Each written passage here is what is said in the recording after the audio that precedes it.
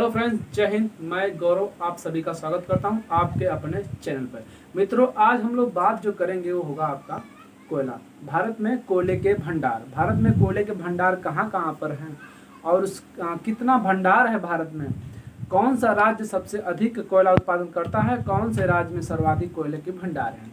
आज हम इस विषय पर चर्चा करेंगे, क्योंकि बेसिकली जो आपका यूपी पेट है उसमें संभावित जो प्रश्न इससे पूछे जाते हैं भारत से खनिज, कोयला, पेट्रोलियम से, तो बारी बारी आपको जो है वीडियो आपको कंटिन्यू मिलती रहेगी। तो आज का जो टॉपिक होगा हम लोगों का कोयला, तो हम इसके बारे में बात करेंगे। दरअसल मित्रों, कोयला होता क्या है, पहले हम इसको बात कर लेते हैं। तो मित्रों, जो कोयला होता है ये कार्बन का संगठन होता है। तो कार्बन जिस हिसाब से जितनी मात्रा में संगठित होगा उस हिसाब से कोयले की क्वालिटी जो है कि कम या बेसी होती जाती है। तो कोयले की क्वालिटी के आधार पर हम कोयले को 4 भागों में डिवाइड किया गया है। आपका पीट कोयला हो गया, उसके बाद लिग्नाइट कोयला, बिटुमिनस कोयला, उसके बाद आपका एंथ्रेसाइट कोयला। तो ये 4 भाग में जो कोयले को जो है कि डिवाइड किया गया है कार्बन के संगठन के आधार पर। तो ये इसके बारे में जो कि एक छोटा सा वीडियो आपको बाद में दे दिया जाएगा। इसके पहले हम इधर बात कर लेते हैं भारत में कोयले के भंडार के बारे में।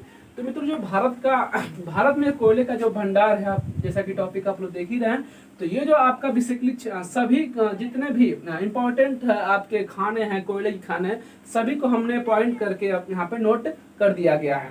हाँ, अगर आपको स्क्रीनशॉट अगर लेना होगा तो आप ले लीजिएगा। थोड़ा कुछ सेकंड के लिए हम रुक जाते हैं। चलिए, संभवतः आपने ले लिया होगा। तो चलिए हम बारी बारी सारी बातों को जो आपको व्हाइट बोर्ड पे लिखाया गया है, तो उनकी सारी बात हम आपको चर्चा करेंगे। तो मित्रों, जो आप देख रहे हैं क्षेत्र है आपका, इस जो क्षेत्र है इसको छोटा नागपुर पठार का पूरा क्षेत्र होता है। ये जो क्षेत्र है पूरा गोंडवाना लैंड से पूरी तरह निर्मित होता है, तो निर्मित है। यही सारे क्षेत्र में सर्वाधिक कोयले के भंडार हैं भारत में। अगर हम बात करेंगे कोयले और पेट्रोलियम के, थोड़ा सा है, तो जो मित्रों जहां से कोयला मिलेगा वहां से पेट्रोलियम नहीं मिलेगा, क्योंकि कोयला बनने के लिए अलग रासायनिक होते हैं। रासायनिक एक ही होता है, बट आपके रीजन अलग अलग हो जाते हैं। अगर कोयला बनता है कहीं पे, तो मित्रों वहां पे टेम्परेचर कम होगा और प्रेशर अधिक होता है। लेकिन पेट्रोलियम में ऐसा कुछ नहीं होता। पेट्रोलियम में जस्ट इसी का उल्टा हो जाता है, आपका टेम्परेचर अधिक होता है और आपका दाब कम होता है। तो जहां जहां से आपके कोयले मिलेंगे वहां से पेट्रोलियम कतई नहीं मिलेगा। ये आप बात को लिख कर रख लीजिए। तो चलिए हम थोड़ा सा इसके बातें थोड़ा सा हम लोग डिस्कस कर लेते हैं, उसके बाद जो है कि आगे चला जाएगा। तो ये आप देख रहे हैं पूरी तरह सिंगरौली जो आपको देख रहा है आपकी कोयले की खान है, जो कि आपका मध्य प्रदेश में पड़ता है, और सोहाग। ये सब इंपॉर्टेंट है, ये परीक्षा में पूछे जाते हैं। और भी छोटे छोटे हैं, तो हम उन सभी बातों को नहीं लिखवाएंगे। जो कि फेमस है उन्हीं के बारे में जो की बातें आपकी चलेगी। तो सिंगरौली हो गया, उसके बाद सोहागपुर हो गया, और उसके बाद छत्तीसगढ़ में मित्रों 2-3 है। तो आपका तातापानी हो गया, रायगढ़, उसके बाद कोरबा में जो कि आपका कोयले की खान है, ये आपके छत्तीसगढ़ में और मध्य प्रदेश में। और एक आपका आंध्र प्रदेश में है, जो कि गोदावरी नदी के घाटी में है। बेसिकली जितने भी आप कोयले की खान देखेंगे सब नदियों के घाटियों में ही अक्सर मिलते हैं, जिसमें आपका दामोदर नदी काफी इंपॉर्टेंट है, वहां से बहुत सारे कोयले की खान जो कि मिलते हैं। अगर इधर हम थोड़ा सा नीचे आएंगे तो रानीगंज, झरिया, गिरिडीह और बोकारो और तलचर, ये भी काफी इंपॉर्टेंट है। यहाँ से ये प्रश्न जो है कि पूछे जाते हैं। चलिए हम थोड़ा फैक्ट की बात कर लेते हैं। यहाँ पे फैक्ट जो लिखवाए गए हैं आपके इंपॉर्टेंट है। 10-12 फैक्ट यहाँ की आपकी परीक्षा की दृष्टि बहुत ज्यादा इंपॉर्टेंट है। तो चलिए पहले देखा जाए तो देश में कोयले के भंडार की अगर बात करेंगे तो 285 अरब टन जो है कि देश में जो है कि कोयला है, अभी तक भंडारित है। अगर आगे चलेंगे तो पूरे यानी जितना कोयला निकाला जाता है सबका 77% भाग विद्युत में दे दिया जाता है। यानी कि जो आपका आप लोग जानते हैं कि जो भारत में ताप विद्युत ज्यादा सर्वाधिक यूज की जाती है, तो उसमें आपका 77% जो दे दिया जाता है प्रयोग करने के लिए। उसके बाद देश में व्यावसायिक ऊर्जा खपत यानी जो गृह कार्य किए जाते हैं, जिसमें आपके छोटे छोटे कार्य होते हैं, जिसमें आपका गृह कार्य होते हैं आपके घर में जो भी आप लोग यूज कर लेते हैं, तो उन सभी के लिए उस सभी को मिलाकर अगर देखा जाए तो व्यावसायिक ऊर्जा खपत, जिसमें आपका कृषि भी आ जाता है, इलेक्ट्रिसिटी से भी किया जाता है, तो ये आपका 67% है। थोड़ा सा और आगे चलेंगे तो आधुनिक तरीके से, यानी कि जो आधुनिक तरीका होता है उन तरीके से पहली बार कोयले निकालने की जो प्रयास किया गया था वो आपका रानीगंज में किया गया था आपके झारखंड में। आगे थोड़ा चलेंगे तो देश में कोयले का समस्त भंडार। देखिए देश में कोयले के समस्त भंडार में थोड़ा सा समझेंगे इस बात को, तो 98% जो गोंडवाना लैंड, यानी कि जब पृथ्वी का डिवाइडेशन हुआ तो उस समय दो पार्ट में बट गया, एक आपका अंगारा लैंड, दूसरा गोंडवाना लैंड।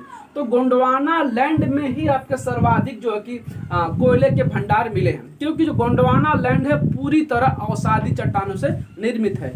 तो अवसादी चट्टानों में ही आप लोग जानते हैं, अवसादी चट्टानों में ही आपके पेट्रोलियम और कोयले पाए जाते हैं। तो उससे जो है कि 98% गोंडवाना युग की जो चट्टानें निर्मित है वहां से मिलती हैं, 2% आपकी टर्सरी युग की जो चट्टानें वहां से मिलती हैं। तो कुल 100% की बात करेंगे संचित है आपके गोंडवाना लैंड और टर्सरी लैंड की चट्टानों में आपके कोयले। भारत की बात कर रहे हैं तो गोंडवाना लैंड में मित्रों, जो गोंडवाना लैंड होता है उसमें बिटुमिनस प्रकार की जो है कि कोयले पाए जाते हैं, यानी कि जो आपका सेकेंड क्वालिटी का जो कोयला होता है आपके बिटुमिनस प्रकार का होता है, उच्च क्वालिटी का कोयला एंथ्रेसाइट होता है।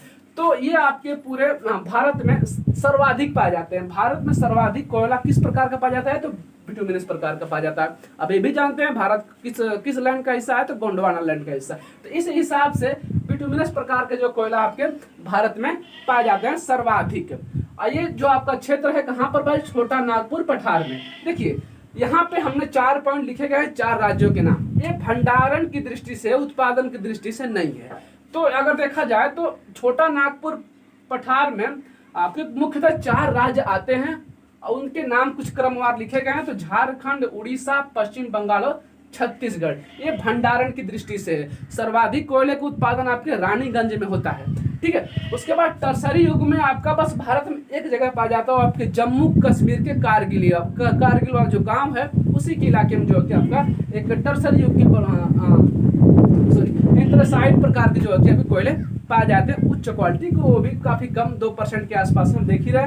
उसके बाद थोड़ा सा हम क्रमवार चलेंगे तो रानीगंज देखिएगा, यहाँ पे आप लोग थोड़ा सा रानीगंज दामोदर घाटी में देश का सबसे महत्वपूर्ण क्षेत्र है, जो जिसमें कि पूरे देश का यानी कि भंडारण की उत्पादन की दृष्टि से पूरा 35% कोयला आपके रानीगंज से निकाला जाता है अपने देश का, ठीक है।